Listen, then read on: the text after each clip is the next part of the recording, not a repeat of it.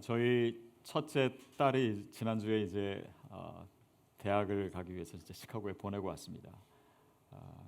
이 아이가 자라면서 이제 저나 제 아내가 너 참 예쁘다, 우리 딸 참 예쁘다 그러면 별로 그 감동이 없어요. 그냥 아빠 엄마니까 그렇게 얘기한다라고 생각하고 그 말을 별로 믿으려고 하지도 않고, 근데 뭐 교인 중에 누군가가, 아니면 예전에 한번 제가 이제 사무실에 있는데 그 탤런트 차인표 씨랑 같이 있다가 저희 딸한테 좀 예쁘다고 했어요. 그때 얘가 남에게 듣는 이 예쁘다라고 하는 칭찬은 너무 좋아하는 거예요. 그러면서 뭐 아빠가 엄마가 얘기하는 거는 객관적이지가 않다라는 거예요. 그래서 안 좋은데 다른 사람들이 얘기하면은 그것은 믿어지고 그것은 자기에게 중요한 것처럼 얘기하더라고요. 근데 한번 여러분 생각해 보십시오. 우리를 보는 데 있어서, 아이를 보는 데 있어서 엄마나 아빠, 부모가 칭찬하고 인정하는 것이 중요합니까? 아니면 그 친구들이나 주변 사람들이 얘기하는 것이 중요합니까? 무지 어려운 질문인가 보죠. 예. 물론 다 중요하다고 할 수가 있어요. 근데 한번 인생 전체를 놓고 한번 생각해 보십시오. 어렸을 때 부모의 사랑을 받고 부모의 인정을 받고 부모의 칭찬을 받고 자란 아이는요, 그렇지 못한 아이와 또 그 인생과 전혀 다르게 됩니다. 그래서 나와 가까이 있는 사람들, 특별히 나에게 중요한 사람들이 나에 대해서 어떤 인정을 하고 어떤 칭찬을 하는가, 그것이 우리의 삶을 굉장히 많이 달라지게 하는 것입니다. 제가 어렸을 때 이제 동네에서 뭐 축구를 한다든지 뭐 야구를 한다든지 이렇게 동네 형들 뭐 동생들이랑 뭘 하면 가위바위보 해가지고 선수를 뽑았습니다. 여러분 그렇게 하지 않았습니까? 그래서 제일 잘하는 애가 제일 먼저 뽑히고 제일 못하는 애가 늦게 뽑히고, 그러면 저 같은 애는 몇 번째로 뽑혔을까요? 첫 번째? 아니라고 막 찡그리시면서 아니라고 좀 상처가 되네요. 근데 뭐 저는 뭐 물론 항상 꼴찌로 뽑히는 건 아니었습니다. 그런데 제 동생은, 저보다 2살 어린 동생은 항상 먼저 뽑혔어요. 운동을 잘했습니다. 나중에 운동선수가 됐죠. 근데 저는 늘 나중에 뽑혔습니다. 그래서 그럴 때마다 제 스스로에게 생각하기를, 나는 별로 중요한 존재가 아니구나. 내가 가면은 이 팀의 다른 사람들에게 그렇게 큰 도움이 안 되는구나. 그런 생각에 어릴 적에 마음이 어려웠던 적이 꽤 있었습니다. 그런데 그것뿐만 아니라 제 동생은요, 저랑 비교해서 참 사람들에게 인기가 좋았어요. 만나는 사람들에게 다 친절하고 잘해주기도 하고 성격도 좋고 막 활달하고 뭐 공부도 잘하고 운동도 잘하고 이러니까 인기가 좋았습니다. 근데 저는 인기가 좋았을까요, 나빴을까요? 그렇게 좋지는 않았어요. 네. 근데 어느 순간부터요, 제 동생이 자기가 만나는 사람들마다 자기가 제일 존경하는 사람은 우리 형이야. 형이라고도 그러지 않았습니다. 우리 형님이야. 이렇게 얘기했어요. 왜냐하면 제가 늘 작고 동생보다 부족한 것이 많았기 때문에 저희 어머니가 제 동생이 저를 끔찍히 위할 수 있도록 많이 도와주셨어요. 그래서 형님이라고 부르기도 하고, 그러니까 동생이 저를 인정하기 시작하는 거예요. 그리고 그것을 다른 사람들에게 말하기 시작했어요. 그러면서 저의 이 억눌린 마음도 조금씩 풀리기 시작하고, 또 부정적으로 생각했던 저의 자의식도 조금씩 나아지기 시작하고, 결국 동생도 중요했고 또 저희 부모님이 저에게 대해서 어떻게 대하셨는지, 또 제 동생에게 대해서 형에 대한 이미지를 어떻게 갖게 하셨는지, 그것이 참 중요하다는 생각을 지금 와서 또 커서 하게 되었습니다. 여러분, 우리의 삶에 있어서 물론 다른 사람들이 나에 대해서 얘기하는 것이 중요할 수 있습니다. 그러나 그것이 사실이 아닐 때도 있고 또 중요하지 않을 때도 있어요. 제가 그 시드 교회가 이제 시작되고 그 저희 교회 오신 분들 중에서는 저를 실제로는 한 번도 만나지 못했다가 예전에 뭐 이렇게 그 CGN TV나 방송에서 제 설교를 듣고 저희 교회 오신 분들이 꽤 있으시더라고요. 그래서 이분들이 공통적으로 하시는 얘기가 화면에서 볼 때보다 실제가 조금 못한 것 같다고, 뭐 그렇게 저에게 직접적으로 얘기하신 분은 별로 없지만 그런 얘기를 종종 제가 듣습니다. 근데 제가 얘기해 드리고 싶은 거는 여러분, 화면에서의 제가 아닙니다. 또 사람들이 앞에서 보는 제가요, 저의 진짜 모습은 아닐 수 있어요.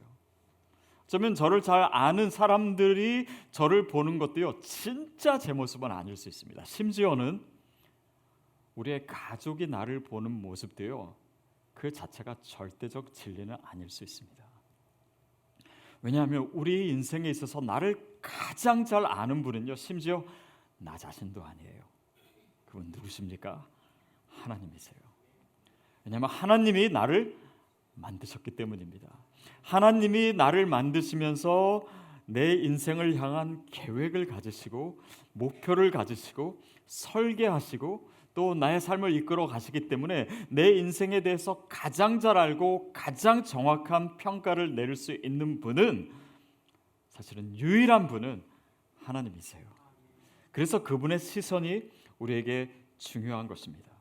때때로 세상이 우리에 대해서 말하는 것은요, 나를 위해서 말하는 것 같지만 사실 그렇지 않습니다.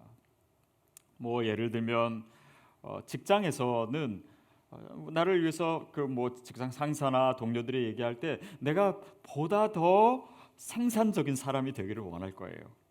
또 카드 회사에서는 내가 웬만하면 돈을 더 많이 쓰기를 원할 것입니다. 또 식당 같은 데서는 뭐 음식을 더 내가 많이 먹기를 원하고, 방송국 같은 데서는 우리가 최대한으로 TV를 더 많이 보기를 원하고, 그런 관점 속에서 말하자면 그런 이 상업주의적인 또 자기의 유익이나 이익의 관점에서 우리에 대해서 얘기하는 그 소리 속에서 우리가 늘 착각해요. 그것이 나를 위한 이야기로, 또 나에 대한 이야기로 착각하고, 또 우리가 부단히도 그 기준에 맞추며 살아가려고 했을 때가 많습니다.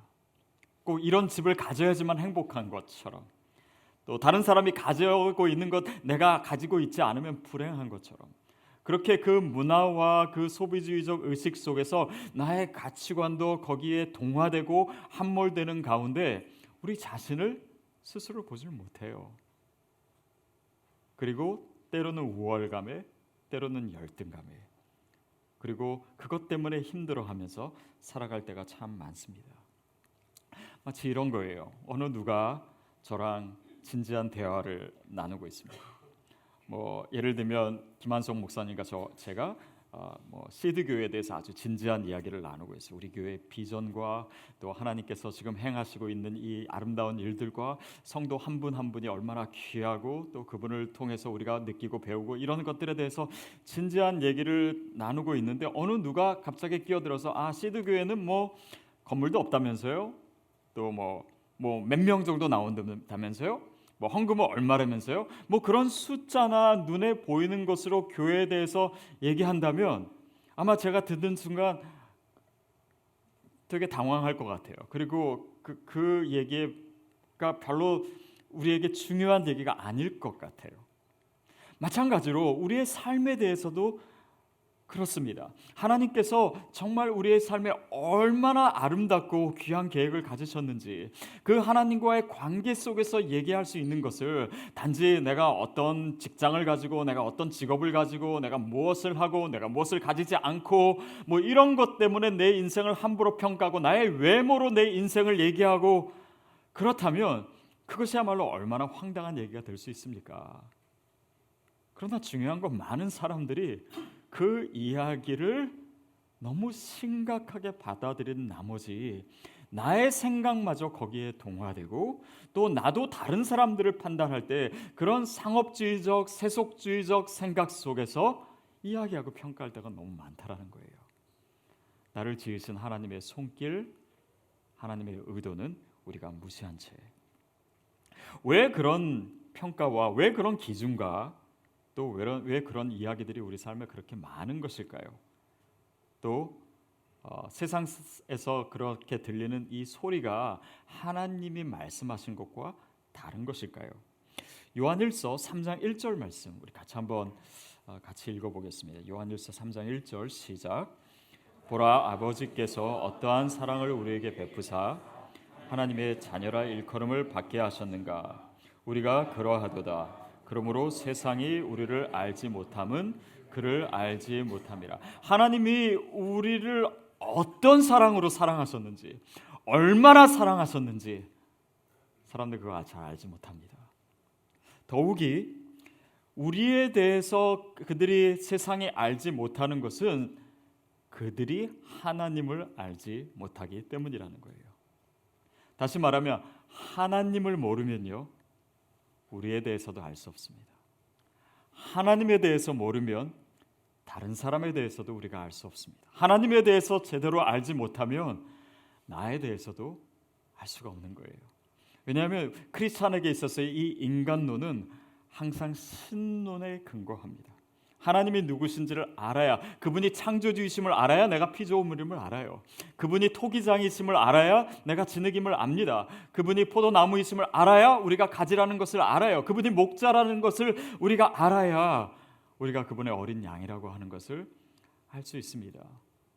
그래서 그분의 마음, 그분의 사랑, 그분의 계획 속에서 내 시선을 보는 것은 곧 우리가 하나님을 아는 그 지식에 근거한다라고 하는 것입니다.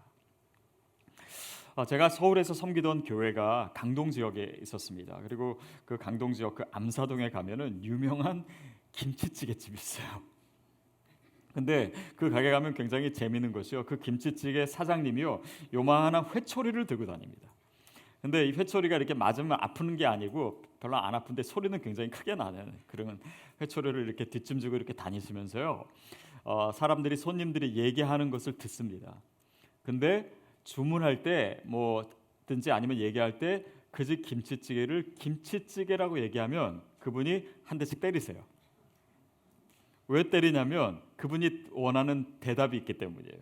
그게 뭐냐면 작품이에요. 작품.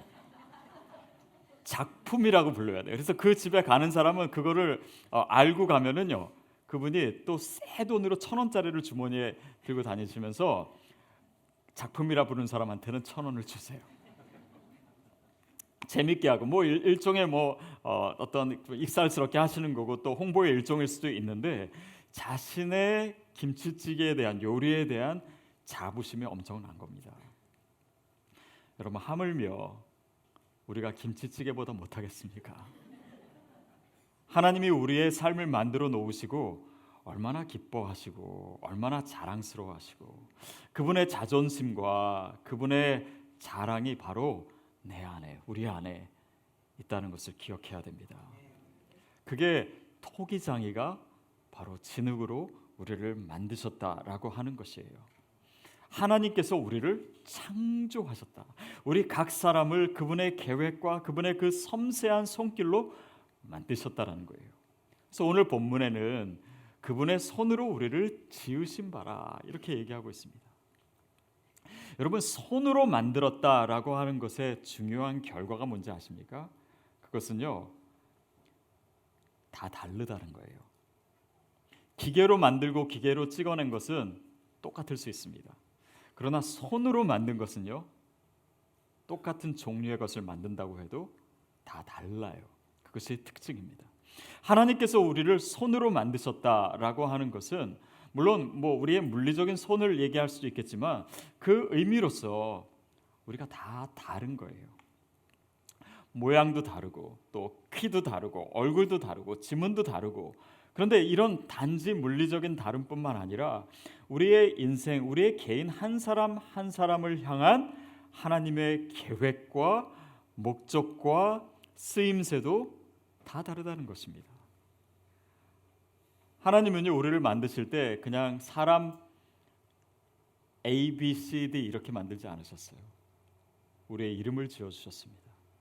그것은 그분의 기대와 그분의 소망을 가지고 우리를 한 사람 한 사람 만들어 주셨다라고 하는 거예요. 근데 우리는 크리스찬으로 살면서조차 그거 잊어버릴 때가 참 많습니다. 그래서 그냥 세상이 우리에 대해서 요구하는 그런 가치, 문화, 가치관, 아니면 남들이 하는 것 그냥 그대로 따라 하는 것, 남들이 가졌으니까 나도 해야 되는 것처럼 느끼고 그게 안 됐을 때는 불안해하고, 마치 벼룩처럼 앞에 벼룩이 뛰면 뒤에 벼룩도 뛰는 거예요. 멈추면 뒤도 멈추는 거예요. 옆으로 돌면은 그 뒤에 벼룩도 똑같이 도는 것처럼 그냥 앞만 보면서 그냥 앞 사람이 뭘 하는지, 내 옆에 사람이 뭐라고 얘기하는지 거기서 온통 우리의 마음을 쏟아내고 그것 때문에 기뻐하고 그것 때문에 절망하고, 옆집 자녀가 아이비리그 가면 우리 자녀는 다른 데 재능이 있음에도 불구하고 아이비리그 못 간 것 때문에 자녀를 원망하고 자신을 원망하고, 그 기준 속에 살아간다면 하나님의 의도를 얼마나 우리가 왜곡한 것이 될까, 그런 생각을 해봅니다. 그런 의미에서요, 여러분, 우리 한 분 한 분, 한 사람 한 사람은요 특별합니다. 하나님의 특별한 존재예요. 뭐 누가 더 중요하고 누가 덜 중요하고가 아닙니다. 누가 더 용이하고 누구는 별로 하찮고 그런 존재가 아니에요. 하나님의 시선은 그것이 아닙니다. 우리가 특별하다라고 하는 것은요, 뭐 독특하다라고 하는 말과는 좀 다릅니다. 독특하다, 저 사람 독특해, 그런 약간 또라이다 뭐 이런 뜻이 될 수도 있지만, 특별하다라고 하는 것은 한 사람이, 하나님이 한 사람 한 사람 그 사람을 위한 목적과 계획이 모두 다 다르다라고 하는 것입니다. 그래서 우리 자신이 되는 것이 중요합니다. 하나님이 나를 만드신 그대로 남이 되려고 하지 마십시오. 다른 사람의 인생을 살려고 하지 마십시오. 하나님의 계획이 아닙니다. 제가 한 중학교, 고등학교 됐을 때 이제 그때 한참 뭐 사춘기, 또 자신에 대한 고민이 시작되면서 저를 보니까 저의 모든 것이 다 마음에 안 드는 거예요. 여러분 그런 거 느낀 적 없으셨는지 모르겠어요. 다 얼굴도 마음에 안 들고, 키도 마음에 안 들고, 성격도 마음에 안 들고, 뭐 다 마음에 안 드는 거예요. 그래서 왜 이렇게 난 눈이 또 작아가지고 이렇게 남을 답답하게 할까, 이런 생각도 들고, 그래서 막 쌍꺼풀 지는 연습도 한 적도 있고, 또 이렇게 저는 뭐 그냥 교회, 학교, 집 이렇게 진짜 단순하게 샌님처럼 살았던 것 같아요. 그러니까 그렇게 사는 것도 좀 마음에 안 들고, 내 친구들은 조금 더 이렇게 많은 경험을 하면서 살아가는 것 같은데, 그래서 친구들도 조금 노는 친구도 한번 사복하게 보기도 하고, 그리고 걔네들처럼 길거리에 침도 한번 뱉어보고, 또 욕도 연습한 적도 있는 것 같아요. 막 그런 것도 연습을, 그러니까 뭔가 다른 애들이 하면은 나도 비슷해져야 되는 것처럼 생각하는 그런 것이 있었습니다. 또 뭐 인생의 꿈이 뭐냐라고 했을 때 제가 예전에요, 정말 제 취미와 전혀 적성과 상관도 없이 과학자 되고 싶다고 얘기했던 적도 있어요. 지금 생각해 보니까 저는 수학도 못하고 과학에 관심도 없고 아무런 것과 그 과학과 그 친한 게 없는데, 그냥 그때 보던 만화 영화에서 막 과학자들이 로봇 만들고 이런 거 보니까 그냥 거기에 또 마음이 끌려가지고 그랬던 적도 있고, 또 만화책 보면요, 이 이현세 씨의 만화 많이 봤었습니다. 이현세 만화를 보면은 제 이상형이 까치가 돼요. 까치. 여러분 뭐 그때 만화 보신 분들은 이게 뭘 의미하는지 알. 근데 이제 이현세 만화를 다 봐가지고 허영만 만화를 보면 또 이강토가 되고 싶고 그렇습니다. 그러다가 이제 만화의 흥미를 잃어버렸을 때는 또 그 캐릭터가 저에게 아무런 의미도 없고. 그래서 그런 문화 속에서 살아가면서 우리가 누구인지, 또 하나님 앞에서 내가 누구인지 그 생각을 잃어버릴 때가 많아요. 또 많은 사람들이 그런 문화를 통해서 또 세속적 가치관을 통해서 그런 사회적 압박을 통해서 우리에게 계속해서 하는 이야기 속에 우리 안에 두려움이 생기고 압박감이 생기고, 그래서 내 안에 정말 하나님이 만들어 놓으신 하나님의 진짜 걸작품을 알아보지 못하는 것이에요. 주님의 시선으로 나를 보지 못하는 거예요. 주님의 시선으로 내 자녀를 보지 못하는 거예요. 다른 사람을 보지 못하는 것입니다. 우리 남편을 보지 못하는 거예요. 여러분, 그것이요, 폭력이 될 수 있습니다. 자신에 대한 폭력이 될 수 있어요.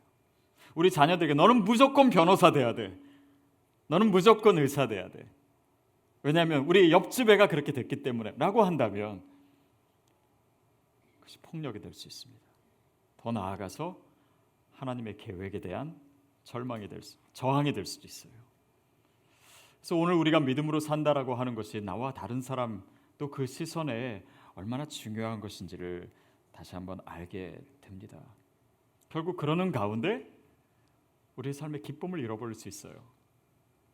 우리 삶의 행복을 잃어버릴 수도 있습니다. 저희 둘째는 이따가 패밀리 워시 때는 둘째가 있기 때문에 이런 얘기 잘 못할 것 같은데, 하여튼 세상에서 제일 싫어하는 게 책이에요. 그래서 또 그러다 보니까 뭐 예전에는, 요즘 와서는 좀 나아졌는데 예전에는 공부하는 것도 너무 싫어하고, 그러다가 얘가 어느 날 자동차에 대해서 관심을 갖더니 차 디자인을 하고 싶다라는 거예요. 그래서 자기가 관심이 있는 것도 안 시켜주면 나중에 부모님은 원망할 수도 있겠다. 그래서 저도 뭐 차에 대해서도 모르고 그런 거 아무것도 모르지만, 우리 집안에 뭐 미술한 사람도 없었고 그렇지만 그냥 학원을 보냈어요. 그래서 학원에서 그것을 배우는데 지금 벌써 1년을 넘게 다니고 있습니다. 근데 밤에 제가 늘 데리러 가거든요. 근데 3시간을 그거를 하고 와요. 근데 제가 항상 물어봅니다. 오늘 어땠니? 오늘 재밌었니? 근데 여태까지 한 번도 재미없었다고 한 적이 없어요. 늘 너무 재밌대요. 3시간이 꼭 10분 지나가는 것 같대요. 너무 행복해하는 거예요. 근데 제가 한번 물어봤습니다. 네가 보기에 아빠는 어떻게 하는 것 같니? 아빠는 행복한 것 같니? 안 행복한 것 같니? 목회하면서. 그랬더니 그 아이가 이렇게 얘기하더라고요. 아빠는 저보다 훨씬 더 행복한 것 같아요. 제가 설교 시간에 웬만하면 자랑 안 하려고 하는데 제가 그 말을 들을 때 참 제가 기뻤습니다. 내가 행복해하는 거를 이 아이가 알고 있구나, 또 보고 있구나. 여러분, 근데 하나님이 계획하신 것, 하나님이 목표로 하신 것, 또 우리 삶의 소명이라고 하는 것은요, 단지 직업이 아닙니다. 단지 우리의 경력이 아니에요. 그것은 내가 주님 안에서 어떤 인생인지를 알고 내가 정말 무엇을 위해서 살아가는가, 다시 말하면 나의 부르심이 무엇인가, 그리고 그 부르심에 내가 어떻게 응답하고 있는가, 내가 어떻게 반응하고 있는가의 문제예요. 이것은 직업이 없다고 소명이 없어지는 것이 아닙니다. 또 내가 여러 가지 아르바이트하고 여러 가지 다양한 직업을 갖고 있다고 해서 소명이 여러 개가 되는 것이 아니에요. 내가 지금 잠깐 하던 일을 멈추고 있다고 해서 소명도 멈추고 있는 것이 아닙니다. 내 직업이 바뀌었다고 소명이 바뀐 것이 아니에요. 물론 우리가 하는 일을 통해서, 직업을 통해서 소명이 이루어질 수도 있어요. 그러나 소명은 그것보다 훨씬 더 큰 것입니다. 그래서 우리가 내 인생에 하나님께서 손으로 만드신 그 작품이 무엇인지를 유심히 살펴야 되고, 그것을 위해서 하나님의 음성을 들어야 되고, 또 내 자신의 인생이 나에 대해서 얘기하는 그것도 하나님의 손길이기 때문에 그 손길을 통해서 그 이야기를 듣고, 또한 우리 자녀들에게도 그 이야기를 해줄 수 있어야 돼요. 또 그 아이에게 하나님의 손길이 무엇인지를 우리가 스스로 관찰해 줄 수도 있어야 합니다. 결국 그것을 인해서 우리가 더 의미 있고 더 가슴 벅차고 더 행복하고 더 기쁜 삶을 살기를 주님이 원하십니다. 물론 우리가 사업도 잘 돼야 되겠고 또 공부도 열심히 해야 되겠고 그런 것들을 다 무시하고자 하는 것이 아닙니다. 그러나 정말 내 인생에 대한 하나님의 부르심을 내가 놓친다면, 하나님의 계획에 대해서 내가 관심이 없다면, 오늘 우리가 이렇게 살다가 나중에 하나님 앞에 섰을 때 우리가 당황스러울 수 있습니다. 왜냐하면 하나님은요 우리에게 이렇게 질문하시지 않을 거예요. 너는 왜 모세처럼 못 살았니? 너는 왜 여호수아처럼 못 살았니? 너는 왜 다윗처럼 못 살았니? 그렇게 질문하지 않아요. 왜냐하면 그분의 디자인이 다르기 때문입니다. 그러나 그분이 우리에게 질문하실 것은 반드시 이거일 것 같아요. 너는 왜 너처럼 못 살았니? 내가 계획한 대로, 내가 꿈꾸는 대로, 내가 설계한 대로 살지 않았니? 세상의 소리에 휩싸여서 그 가치관 때문에 정말 주님의 음성이 아닌 다른 음성 따라가느니라 우리가 내 인생을 살지 못했다면 하나님께서 우리 삶에 두신 그 아름다운 계획에 대해서 우리가 부끄러울 거예요. 여러분, 결국은 우리의 목표 또 우리의 소명은요 한 가지로 모아집니다. 저는 그것이 예수 그리스도라고 믿습니다. 그리스도의 성품을 갖게 되고 또 그리스도의 꿈, 하나님의 꿈에 우리가 동참하게 되고 그리스도의 승리에 동참하게 되는 것이에요. 그러나 그 모양은 다 다른 것입니다. 때로는 우리의 성공을 통해서도 그 꿈은 이루어질 수 있지만 때로는 우리의 아픔과 우리의 연약함을 통해서도 하나님의 부르심은 이루어질 수 있어요. 우리가 잘 알고 있는 예화이지만 이런 이야기가 있습니다. 어느 토기장이가 이제 진흙으로 그릇을 만드는데 이 토기장이는 그 나라에서 가장 뛰어난 토기장이에요. 그래서 그릇을 만들면은 뭐 이 왕궁의 식탁 위에 올릴 그릇들이나 아니면 귀족들의 장식장에 놓는 그런 그릇들, 그래서 그가 만들면 다 그렇게 팔려갑니다. 그래서 어떤 진흙도 내가 뭘로 만들어질까 그것에 대해서 굉장히 기대하고 있었어요. 근데 그 토기장이가 그릇을 뚝딱뚝딱 만드는데 평소 때랑 좀 다르게 만드는 거예요. 크기도 그런 예쁜 그릇 때보다는 좀 보기 싫게 크고 그리고 주둥이는 한 곳으로 치우쳐 있고 또 손잡이는 좀 지나치게 길고 커가지고 모양이 별로 볼품이 없는 거예요. 그러니까 다른 토기들이 또 진흙이 옆에서 보면서 막 키득키득 웃기도 하고 그래서 자기 자신에 대해서 이 토기는 굉장히 절망했습니다. 그리고 토기장이를 원망했어요. 차라리 그냥 바닥에 깨져가지고 없어져 버릴 걸 그런 생각도 들고 왜 나를 이 모양으로 만들어서 왜 비웃음거리가 되게 만들까. 근데 어느 날 이 토기가 다 만들어진 다음에 이 토기장이가 그것을 가슴에 품고 어느 시골로 이 마을에 있는 가난한 농부를 찾아갔습니다. 근데 그 농부를 보니까 그 농부는 이 농사를 하다가 손이 잘린 사람이었대요. 이 토기장이는 바로 그 농부, 두 손이 없는 그 농부를 위해서 이 토기를 만들었던 것입니다. 그러면서 주면서 뭐라고 했냐면 내가 수많은 토기들을 만들면서 이렇게 기뻤던 적은 없었다고. 그리고 이것이 나의 최고의 작품이라고.